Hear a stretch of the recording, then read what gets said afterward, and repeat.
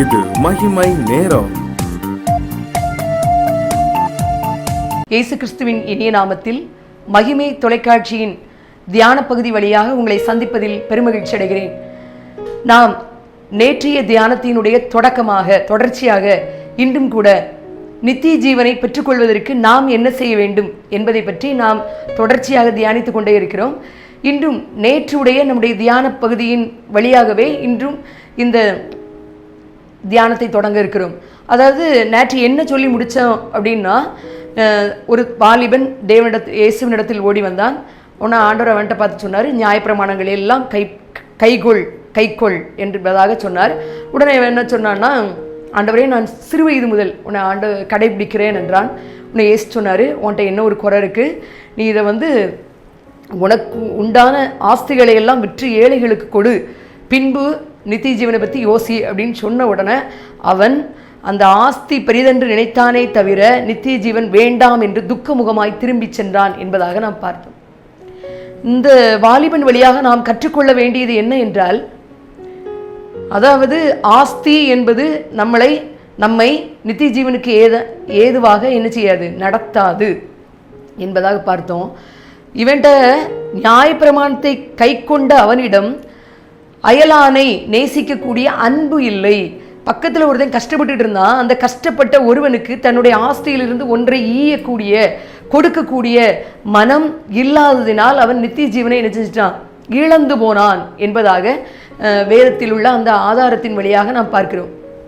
இதே போல இன்னொரு சம்பவத்தை நம்ம பார்த்தோம் அப்படின்னா, ஐஸ்வர்யவான் லாசரு ஓமை அதை நம்ம பார்த்தோம் அப்படின்னா, ஐஸ்வர்யவான் இருக்கிறான். அவன் மிகவும் சம்பிரமாய் சாப்பிட்டு மிக அற்புதமான ஆடம்பரமான சொகுசான வாழ்க்கை வாழ்ந்து வருகிற ஒரு பெரிய ஐஸ்வர்யவான் பணக்காரன். அவனுடைய வீட்டு வாசலில் ஒரு ஏழை இருக்கான். அந்த ஏழையின் பெயர் லாசரு. இவன் வீட்டில் எக்கச்சக்கமான உணவுகள் வீணாகிறது. எங்கே பார்த்தாலும் அவன் மினுக்கான ஆடைகளை தயாரித்து அனுபவித்து விடுத்து தன்னுடைய அணிகலன்களால் தன்னை அலங்கரித்து பலவிதமான கார்கள்னு பயணம் பண்ணுற ஒரு பெரிய கோடீஸ்வரன். அவன் வீட்டு வாசலில் ஒரு ஏழை பிச்சைக்காரன் லாசரு இருக்கிறான். அவன்கிட்ட அங்கங்கே புண்ணாக இருக்குது. ஆனால் அந்த புண்ணை நாய் நக்கிட்டே இருக்கு. இதை இந்த பணக்காரனுடைய வீட்டிலிருந்து பார்த்தால் அந்த லாசரு தெரிஞ்சிட்டே இருப்பான். இவன் பணம் சம்பாதித்ததை தவறு என்று வேதம் கூறவே இல்லை. ஆனால் இந்த பணத்தை கொண்டு தன்னுடைய வீட்டு தன்னுடைய வீட்டு வாசலில் இருக்கிற அந்த ஏழைக்கு உணவிடாததை, அந்த ஏழையினுடைய அந்த உடம்பில் உள்ள வியாதிக்கு மருந்திடாததை குற்றம் சாட்டி அந்த ஐஸ்வர்யவானுக்கு, அந்த பணக்காரனுக்கு பரலோகம் கிடைக்காமல் பாதாளத்தில் இருந்து அவன் வேதனைப்படுத்தப்படுவதாக நாம் வேதத்திலே பார்க்கிறோம்.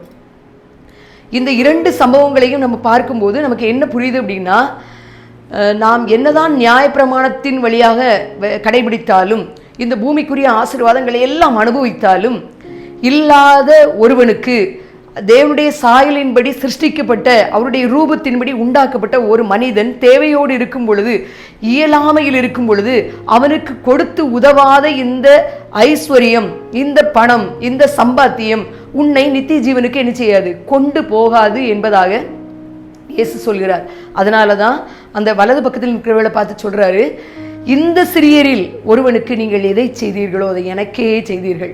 அதாவது இறைவனை நாம் இங்கே காணலாம். எப்போ ஏழை ஒருவனுக்கு உணவிடும் பொழுது, அவன் சிரிக்கும் பொழுது அங்கே யார் இருக்கா, கர்த்தர் இருக்கிறார்.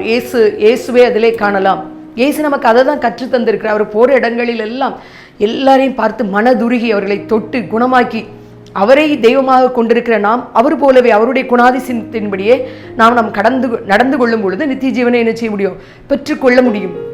இப்போ என்ன வேணும்னு பார்த்தோம்னா, திருவள்ளுவர் சொல்லுவதை போல இயேசு என்ன நமக்கு சொல்லி தந்திருக்கார், அன்பு, தேவன் மேல் அன்பு, அடுத்ததாக மனிதர் மேல் அன்பு. அதுதான் நியாயப்பிரமாணம் போதிக்கிறது. முழு இருதயத்தோடும் இயேசுவை நேசிக்க வேண்டும், பிதாவாகி தேவனை நேசிக்க வேண்டும். அடுத்து அவருடைய சாயலாக படைக்கப்பட்ட என்னை போன்ற சக மனிதர்களை நேசித்து அன்பு பாராட்டி அவர்களுக்கு எது தேவையோ அதை கொடுக்க கூடிய அளவுக்கு என்னை நான் கொண்டு வரும் பொழுது என்னுடைய ஐஸ்வர்யமானது எதற்காக எனக்கு தரப்பட்டிருக்கிறேன், நற்கிரியை செய்வதற்காக. பவுலடியார் அதை தான் தீத்துக்கு சொல்றாரு. நற்கிரியை செய்கிறதற்கு தான் பணம் ஒரு மனிதனுக்கு என்ன செஞ்சு கொடுக்கப்படுகிறது.